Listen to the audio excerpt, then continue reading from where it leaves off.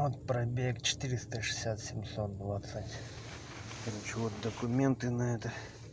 Добавить декларацию двигателя бензинового. Вот они.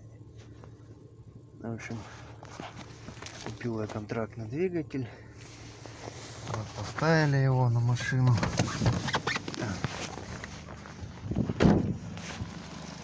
Вот он, контрактный двигатель. Установлен, он меткий, все работает.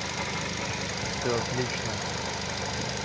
Так что вот так вот машина прошла 460 тысяч.